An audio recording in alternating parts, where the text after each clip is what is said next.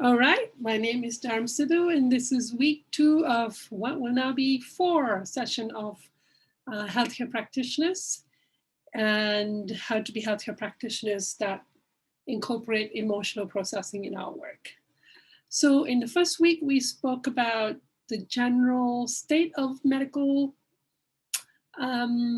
systems in North America and Western countries and what it's like, some of the challenges for us as practitioners. And today I would like to discuss some ideas. I would like to discuss if we can try to remember why we do what we do. What is it that's driving your desire to be a practitioner? What is it you're hoping to do for people? What's that calling? What's that love? What's the passion? What's the pain that's driving it? And then we'll have some conversation and some processing around that. And then at some point, we can also talk about addictions, if we're ready to talk about that today, based on our homework that Casey remembered. We had a homework last week about addictions. If you want to come up with some and talk about that today, even though if you are brand new listening, watching these videos, the concept of addiction would be something to wrap your head around. Addictions are any, oh God, Grace, what's now Twitter? And now Instagram. We need the Instagram version of what's addictions again? Any activity, thoughts, emotions, behavior that we use to suppress, numb, deny, or substitute emotion. Did I get it? Yeah, okay. So most of our addictions are actually emotional, and we think that's normal behavior, and it's pretty tricky to work through them. And then I have a whole list of videos on the discussion about addictions, as well as references to divinetruth.com, where you can get the best work about addictions and how to work through them.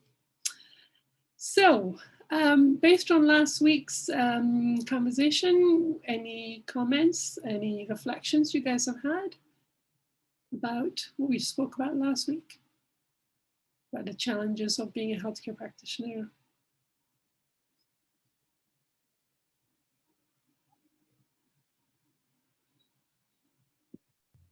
Casey? My thought comes in line with the homework, so I don't know if you want to, Sure. to just jump. Oh, okay. So I can't remember exactly the wording, but you asked us to think about an addiction or ask our guides to help us identify an addiction that we have with our clients. And so I thought it was interesting because the way that this came to me first was, I guess, a demand from me to other practitioners, like other practitioners that I see as a patient. Yes. Okay. And that is that they have to know the answer.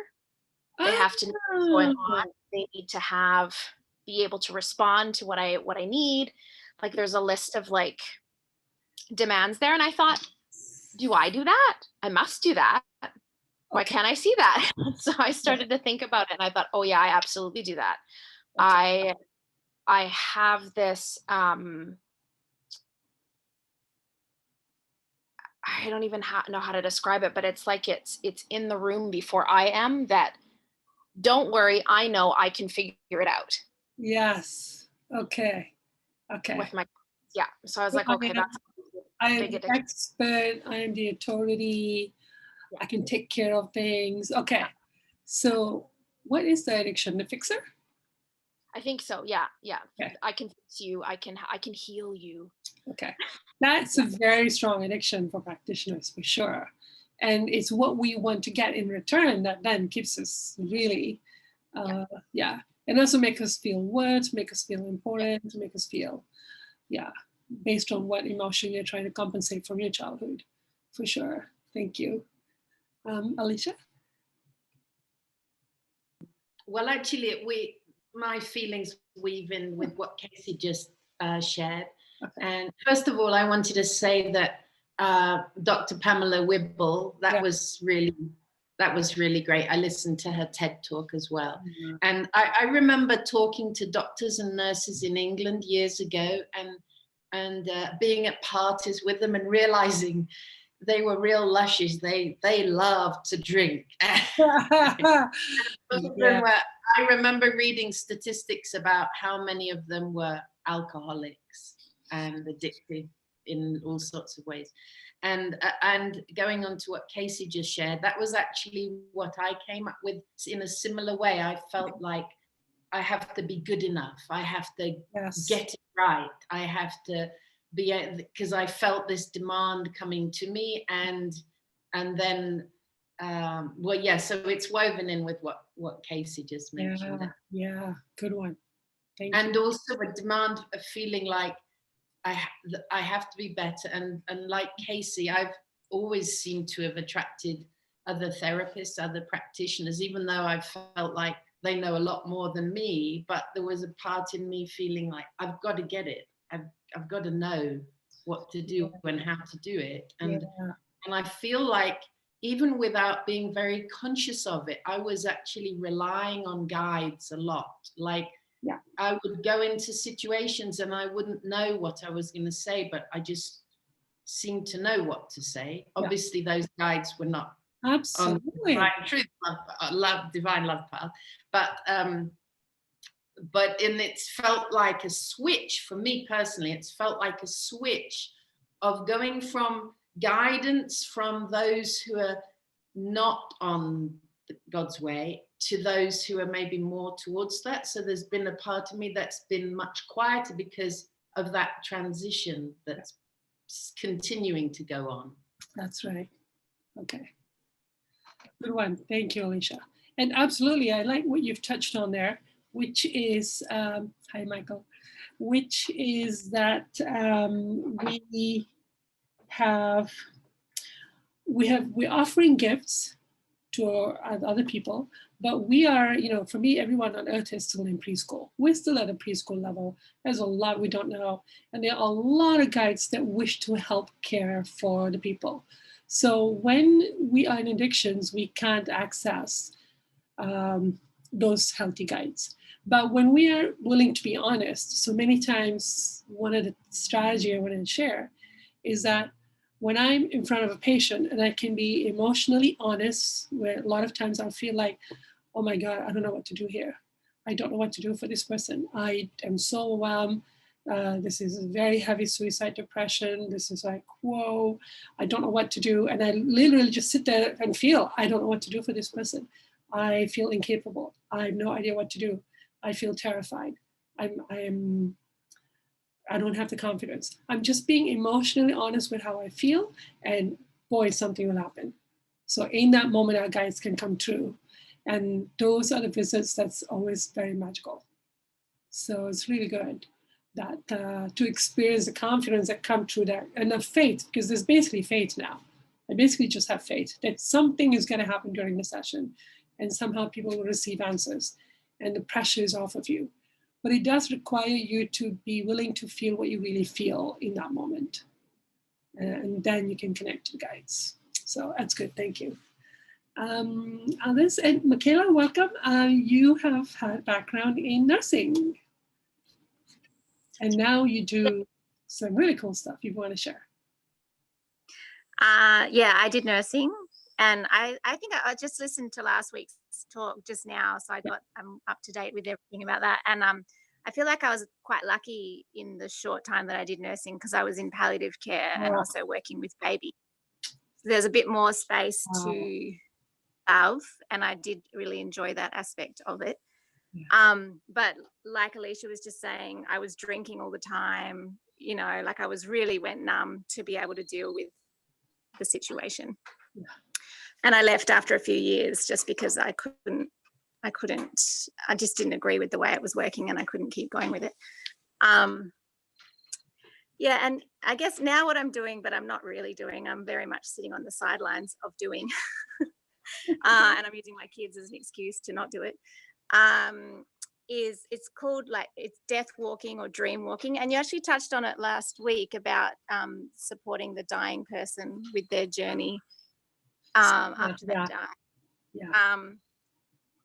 But also I just visit people when they're in their sleep state and sort of work with them in that situation. And one thing that you helped me to learn to do was, when I don't know what to do, to ask how God is already helping them. Yeah. That's right.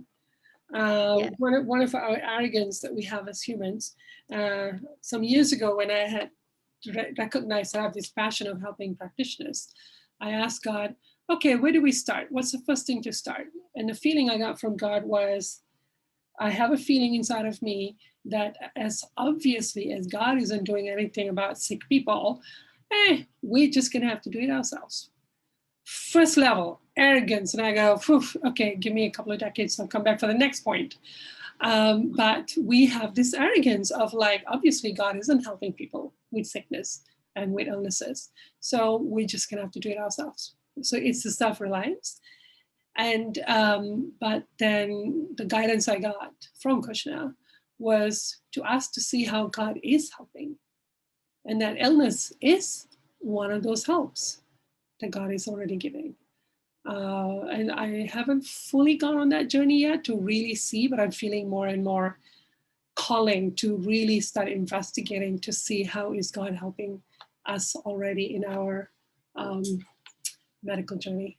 But yeah, that's one of the questions to ask when you're working with people. There are a couple of questions you can start asking in the background so that it guides their experience. Yeah, thank you, Michaela. Okay, so let's start with the first thing I want to talk about, which is why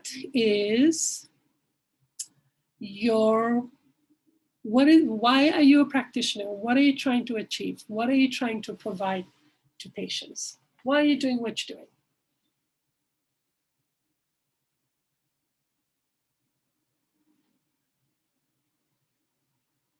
Michaela? I've really been wanting to connect to truth around this lately, and I've been getting glimpses of the reason why I want to help people is because I do really want people to understand that they're not alone and that God is available to them and is always wanting to help them. Yeah. Okay. And I've felt the truth of that passion for me, so that was nice to realize that that was real. Okay. So your passion is for people to feel that they're not alone, that there is somebody helping them. God is helping them. Is that what it is? Yeah. They're never stuck. They're never stuck. Yeah. Oh, that's interesting. Isn't it what you've been processing lately? I'm alone, no one's here. That's brilliant. You already got, by releasing the emotion, you already received the opposite. Okay. Yeah. That's great. Okay. Others? Alicia? Well, as soon as you asked that, I had that line, heal thyself. And I guess that's always been with me, of that feeling of well, if I want to be helping someone else, how am I helping myself? But why do you want to help others? Yeah, that's it. It's like it's like a continuation of expanding something in myself, being aware of things in myself, and sharing that, so that I can feel some addiction in that as well. Yeah, no, but I want the addictive version. I want it as it is, and then we purify it. Yeah. And for example, I remember being terribly sick, going into an MRI and feeling like I can heal from this. I know I can get through this. No problem. And I've noticed that whenever I've managed to do something for myself, it's just automatic that and addictive, that I want to share that with someone else. Yeah. And also, as Michaela beautifully said, I've noticed that, especially more recently, that I've always wanted to share about guides, because it's like, well, I'm not there 24/7. I don't even have my Wi-Fi on half the day, so I'm not there. and you have all this help 24/7. So that's been the feeling you want to give to people is you can heal from this. You can do this yourself. Like a kind of a self-empowerment. Is that kind of a feeling of empower? Yes, to empower other people. And actually, even before Divine Truth, I can remember people often wanting techniques and methods, and me saying, no, it's simpler than that. And that it's simple. Okay. Yeah. It's the reason why I'm harping on this. So what you have is you have this feeling inside of you, I can do this myself, I can heal myself, I have what it takes, I can do this, which seems to be like kind of a faith and kind of an empowered space. You're not feeling helpless, you're feeling empowered, and you want to share that with others. Did I get that?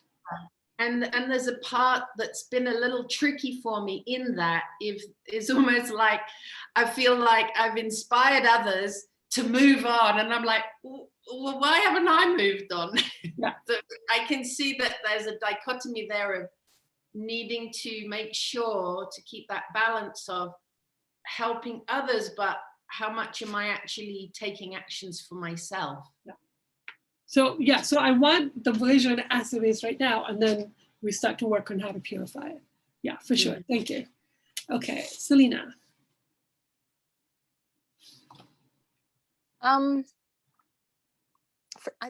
When you're working with people with dementia, it's pretty simple. So just get them to connect with any emotion. Okay, but why? But go back on you saying, you know what? I want to be a caretaker. I want to help people. Why? Oh, okay. Oh, why? Yeah. Oh, it was the first job I got. And I was looking for a job at 59. So, yeah. That's okay. But why? Because I had a little bit of training, not completely related to that, but it just worked out to be a real good thing. And for me, it just turned out to be the right kind of job. I also coincidentally got a job in social work. Interesting coincidence, but there was a plan. Yeah. So why do you want seniors to connect to their emotions? I think that's really the only way you can help them. And to feel something like before they pass away. So what will it do for emotion? What will it do for them? If they feel some emotion, how will it help them? Feel some emotion. I think just to help them, just to be able to talk about any kind of emotion. But what will I it think do for them? Helps them when they're going to pass. How will it help them when they pass? How will it help them when they pass? What is it helping them avoid? I guess what I see, people who are in dementia, when they pass, can go to a fairly unconscious place. Yes. So I think any kind of emotion that they can feel before they pass is good.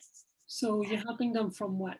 How is that helping them? What are you helping them avoid? How is that helping them? Just to be able to access help when they pass. If they feel something, and then there's some opportunity for help. If they don't access help, what happens to them? If they don't know about it, what would happen?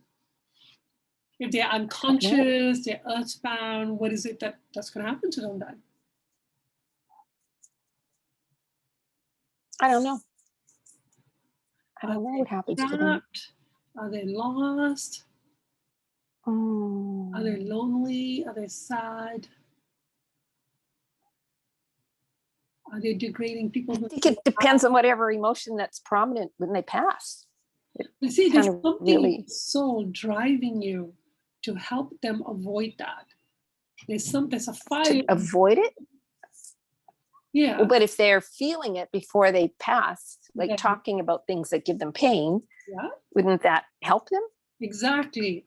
So you want to help them do that because?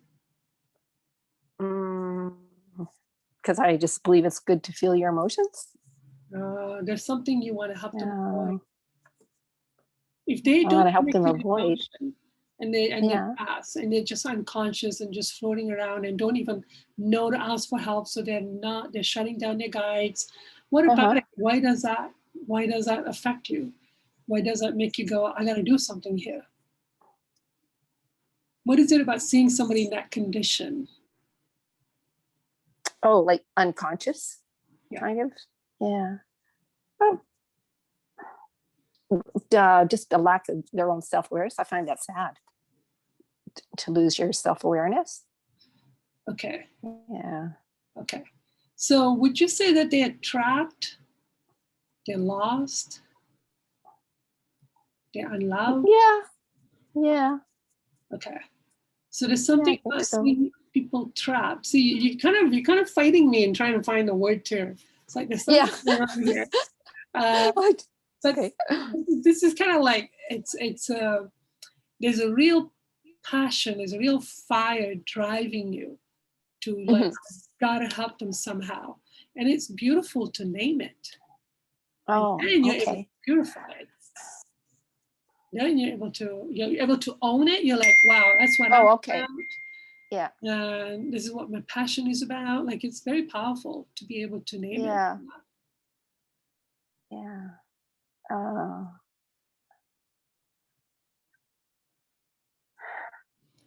Come back when you have it. I'm not sure where we're going here. Why is this driving me? Why does it really matter to me that somehow someone is about to pass, and somehow, some way, I would like them to start feeling some emotion before they pass and start to know about emotions. There is something very powerful for you about it. And there's something else that's very powerful for me about why I do mediumship and help spirits, but I've named it. It's like, oh, it's that thing. Oh, I hate to see it. Yeah. Okay. We'll go to Casey first. Let me know when you find it. Casey. Okay.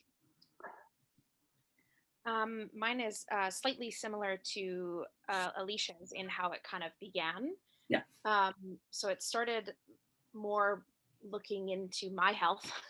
Yes. I was a sick kid most of my life, on and off, and there was never like they were always trying to figure out what was kind of wrong with me, and I thought, like, there has to be a reason that this is all beginning. Like, there was always something. So there has to be a reason that this is starting. There has to be something inside of me that this keeps, I keep getting sick. I keep getting injuries. I keep getting all these different things. And it was when I started, I was actually going into performing. And my dad wanted to do a course, and I don't know why. He'd never asked me to do this before, but he wanted to do it with me. And because I wanted to please him, I went and I did it. Yeah. But as a result, it was craniosacral therapy. I fell in love with it. Okay. I had no idea that there was palpable rhythms in the body. Yeah. That we could touch, we could sense.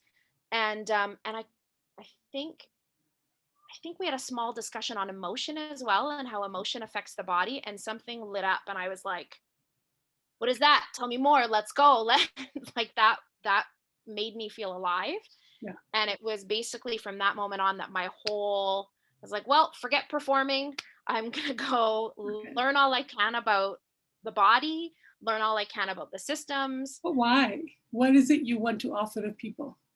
I just, so now in doing that with my clients, what I'm noticing is I get really fired up talking to them about the link between body and emotion. Okay. And how we're aging ourselves. Yeah. From suppression. Okay. And why does it empower you to tell people this? Why do you feel like I want people to know? What is it that you get to give people? So in a lot recently as well, I have discovered that I'm sharing a lot of like a lot of the pains that I no longer have with my clients, and I'm realizing that in sharing that, I'm feeling free. Yeah. And they're feeling empowered. Okay. Like, oh, if you did that, I can do it. Okay. So you also want to empower people? Because there seems to be that you are investigating truth. There's a desire to investigate truth. Yes. Yeah, that for sure. But now you wish to help people. You wish to give a gift of healing to people, and you do it a lot. You've been doing it for years. So something is driving you besides addiction, right? You've been dealing with addiction. You're still doing the work. If it was just addiction, you would have moved on by now. Somewhere, yeah. Like the acting, I dropped that in a second. Yeah, exactly. So there's something really powerful driving you, which is, it'd be good to name it. It's very powerful to name. It could be empowerment.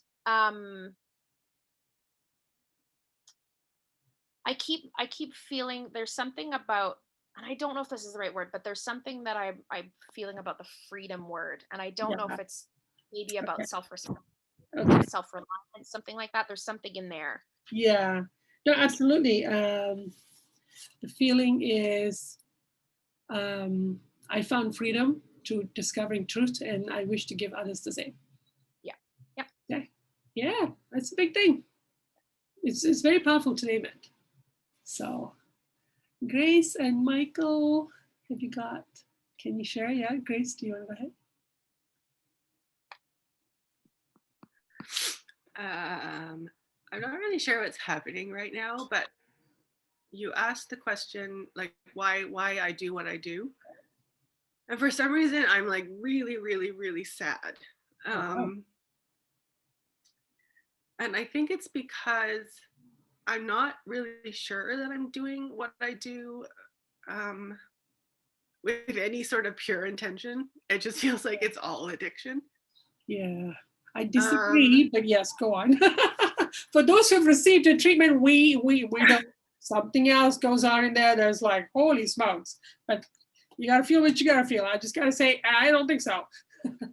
Thank you, but it just feels like, it doesn't feel like that right now. I just feel like, I don't know.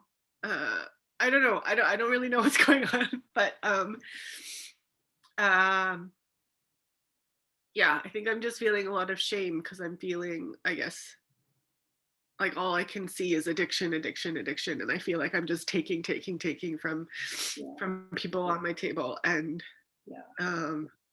it doesn't feel very good. Okay. So well, that is the demonstration of what it looks like when you're purifying your gift. There's a temporary dark place that you get to where you're going, is there anything good in here? And if you can consciously go through it and don't make any decisions while you're in it, you will find the pure stuff. And or even then, even as you're still working through addictions, you're already purifying. The people are already experiencing a pure version, a pure gift. They're already kind of going, holy smoke, what just happened there? Though the whole time you're sitting there going, all I'm feeling is addictions, which I've had a lot for a lot of years. I'm just sitting in there going, God, all I'm feeling is anger coming out of me, neediness coming out of me. Geez, there's nothing good happening right now. But that's not what the people are experiencing because you're owning your addiction. So your gift is already purifying. That's what I seem to have seen for myself and for others who are working through stuff. So it's pretty powerful. But it's pretty dark days. So please don't accept. If you're feeling terrible about yourself, you're not seeing the truth about yourself. Just get through it first. And then you'll receive truth by yourself. Absolutely. Yeah. Wow. Okay. Michael, do you want to share? Yes, I do. I haven't asked myself this question. So as I'm listening, I'm kind of trying to pull in threads and getting ideas. So maybe you can help me focus. Sure. I'm not currently working. I'm not getting paid. I haven't been in a paying environment for about 5 years. And I'm doing what I would say home health stuff for my parents. Absolutely. You know, the worst thing I do is give an insulin shot. Figure that. And so I was working at a newspaper as a writer when I wanted to change jobs. So this was 20 years ago, and or more than 20, and wanted to do something more caring. So I was becoming aware of myself as a person that cares, and I had fear about doing that. Okay. And as a writer, I could keep a distance from people, but I wanted to be more involved. So I thought, okay, nursing or teaching. I took nursing, and I'm kind of like a technician. I've never been in the roles I've been in. I've been a person that does a role and does tasks and assignments and assessments and stuff, always in the model. Any emotion, I haven't done emotional work, and I don't even have a strong soul sense that emotions lead to illness. And also in the people that I'm dealing with, none of them have any aware of the stuff, any awareness of this. They have no innate interest in it to draw it out of me. And if they're at the end of their life, it's like it's too late to change. So you kind of help. I try to think of how to prepare, but it with my parents, but it just goes over their heads. So I think I'm, and like some of you, I think feel like a feeling come back from helping people, some kind of soul connection or satisfaction. Right. I haven't had that in my roles. There's been little flashes that make it worthwhile, but the jobs have been hard. So I'd say compassion and the emotional stuff would be like secondary. I believe that the emotional part of it is the real part of the interaction that people can have. And I've tended to come from a mental place. So I know that if I can be a feeling person, I would be a more effective healing agent for people. So I want to support what the plan is, what the professionals, the doctor or whoever has got going, and help where I can. And I think that when I get my own parents set up here, where I don't have to be their caregiver, there will be a point where they can hire somebody and then I can go to work in a caregiving role as a nurse or palliative or something. So answering this question would help me focus on what I do next. Absolutely. Okay. You've made a couple of good points. One is that you were exploring an aspect of your character of caring. You're going, I think I want to explore, like this kind of a curiosity or maybe even a recognition that there's something about my nature that cares. And so I need to create a situation, a training, a job where I can explore and express that part of my nature, which is care. So that already is like right there. And the other one you have said is to be a healing agent for people. And then you're saying, well, where I can help assist and execute a plan that a caretaker has made. So if a doctor has come up with a plan, then I can execute it and help to be a healing agent for people. But then the caring is probably in itself a medicinal ingredient. So people are in a vulnerable and trusting place when they're receiving medical treatment, and it's an opportunity to make a connection. Absolutely. And feel things out. What I'd like to do, be able to do, is ask how their emotions are, and do you have any fears, and okay, so help. Any dreams that have been disturbing you, or has your grandmother come to see you, stuff like that, just to beautiful take some of the mystery out of it. Wow, I can totally see. And what does that do for people that somebody gives them that space? What do you think it gives them? I think there's a child in them that wants confirmation that something good could be true, and it's hard to get that from an adult. It's like a parental, when a family, I think that when a family spirit comes, it's a family loving spirit, and that it's touching something in that person. And I'd like to help them to know that things are going to be okay, and that they'll be taken care of, along those lines. Reassurance based on truth. Wow. Because I know they're trying to reach, and if I can clear away a little doubt or confusion, absolutely, so that their process can go on. So they can feel reassured. And that means a lot to you. So that is something you can name and own. You can say, I wish to give people reassurance and calm their anxiety by giving them truth about a caring God, caring guides, and you're going to be taken care of. And that means a lot to you. To that somebody get to receive that means a lot to you. So that's something you can own and going, wow, that's what matters to me. That's kind of cool. So that's part of God's nature that God put in me. Yeah, I can own that. I don't have to say, here's who I am. You get to say, here's the gift I get to give. That's really cool. I like having this ability.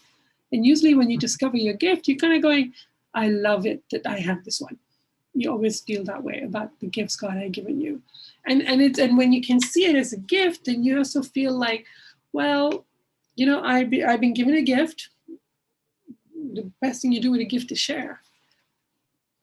So yeah, that's beautiful. Thank you. So do you see how how when you can name that thing that you do and why you want to do what you want to do, there's something about you owning your nature. And then when you feel that, you can actually find more expression for that ability, as well as honor that I get to have this gift and I get to express it and share it. And you also get to secretly feel that you're really cool.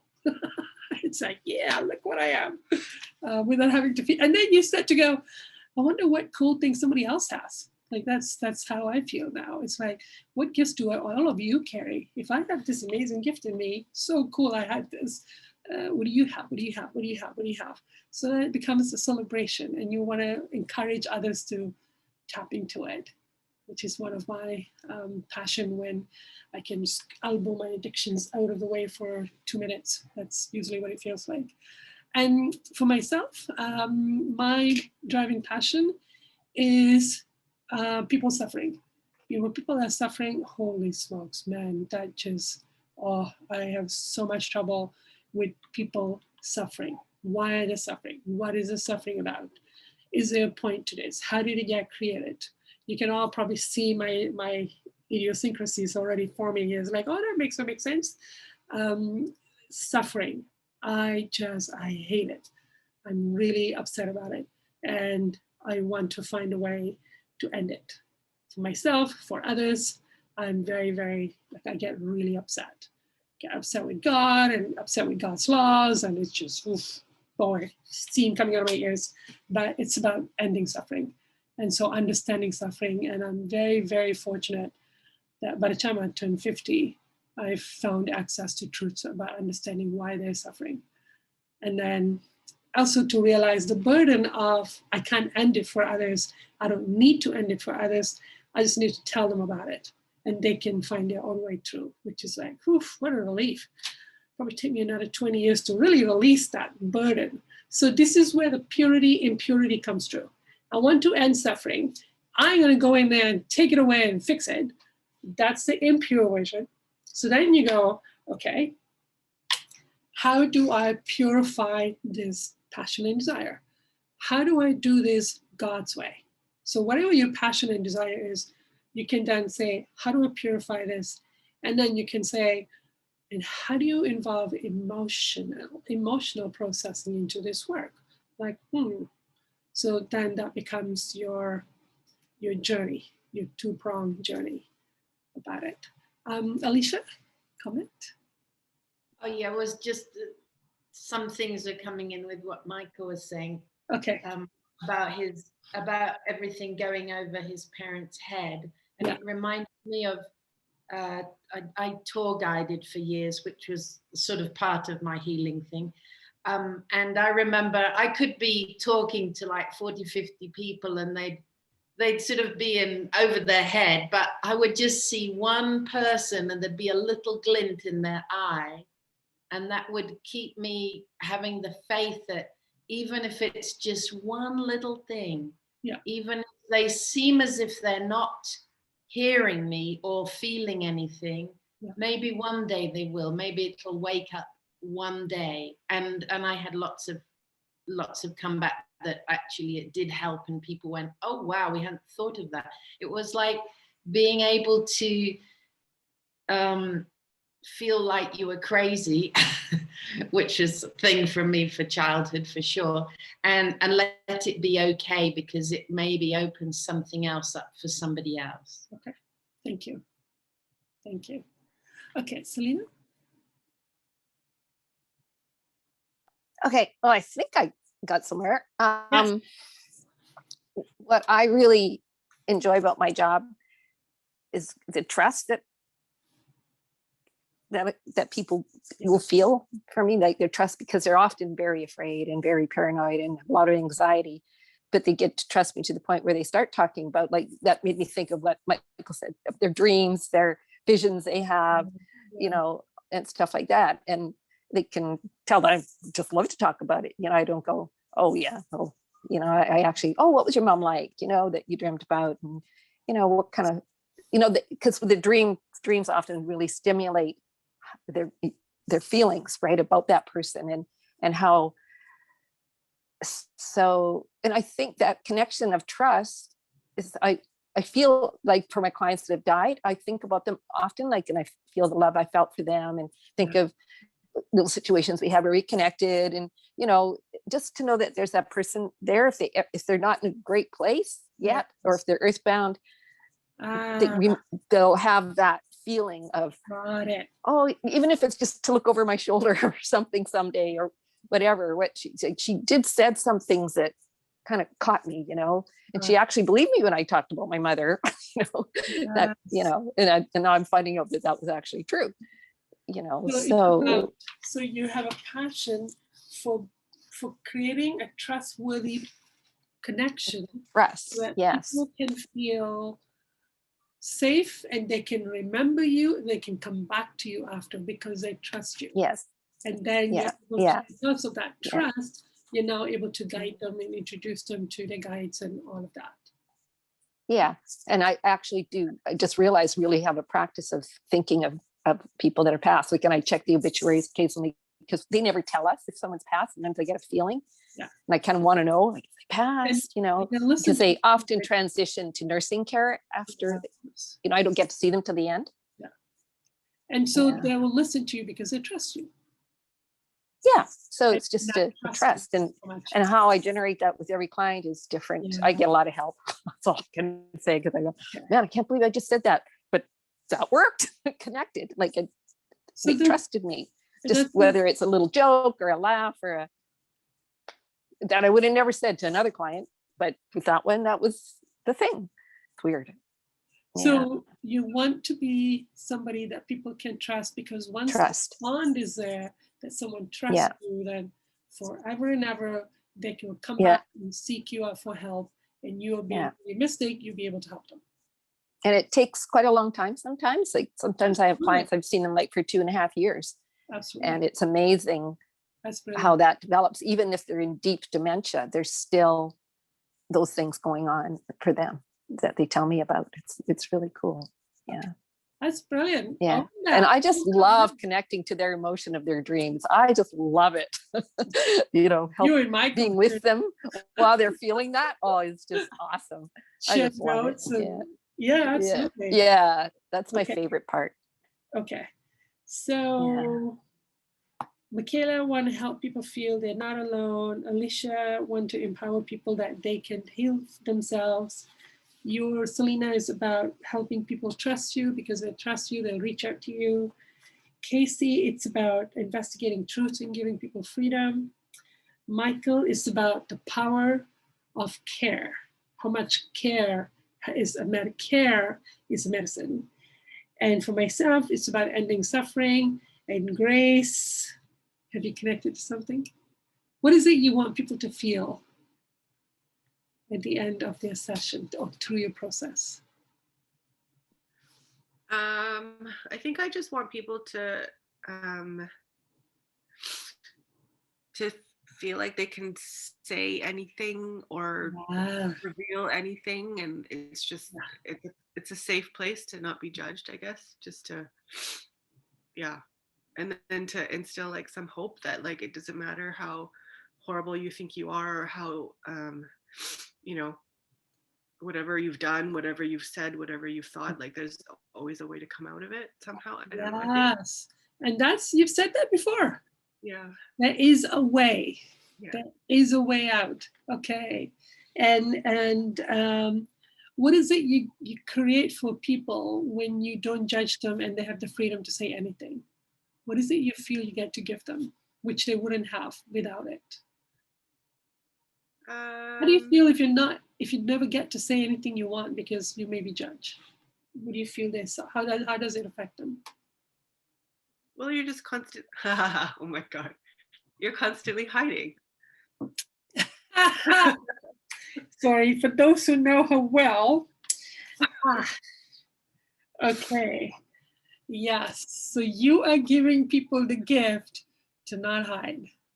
Yeah. You can totally own that. Like, come on, that is super cool. That is super cool. Okay. Good. Thank you. And then you start to purify. You start to go, okay, how do I purify this desire and make it be more in harmony with God? If I were to instill trust in somebody, how would I do it God's way versus addictive way? Then you start to purify your desire, and you also get to own and discover your own unique gift and your own unique ability, and your modality. It could be any modality. You can do it in any way, or you may feel driven, guided to change your modality or add to your modality as you go. It's a lot of ways to do it. So I feel like I didn't expect to take a whole hour for this conversation, but what's making me realize is that actually, no, we as practitioners need to know what is that thing driving us. We need to know what that is. And then we purify it. And then we're not kind of stumbling all over the place. We start to really go, this is an amazing gift. I'm helping people find freedom.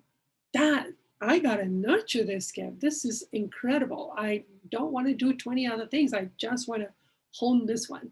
So it helps you to really, and then you start to have self-worth, self-esteem, because you value, you appreciate what you're giving for others and why it matters. You're building your passion and your desire, and then you're not distracted by it. Somebody may come and oppose me and, make fun of all my videos and workshops and stuff like that, but I'll be able to go, there's a lot of suffering and I want to play my part in ending it. And that matters to me. So you can't break me down. You can't stop me. So you see how it becomes your backbone, and you become unshakable when you know what it is. And then you can work on purifying it. So, wow, this is a good discussion. I think we're going to keep going.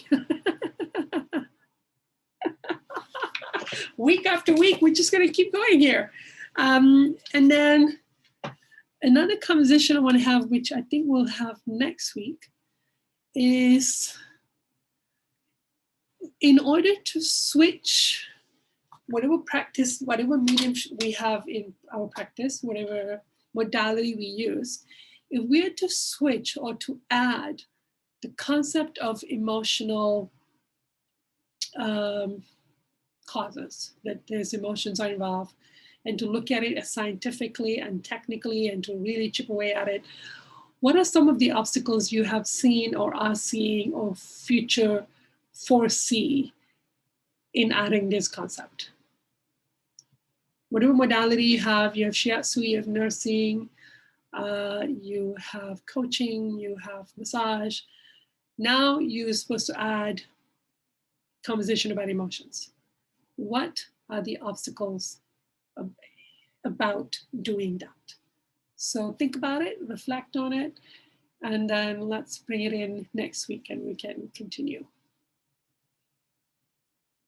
How's that? Okay.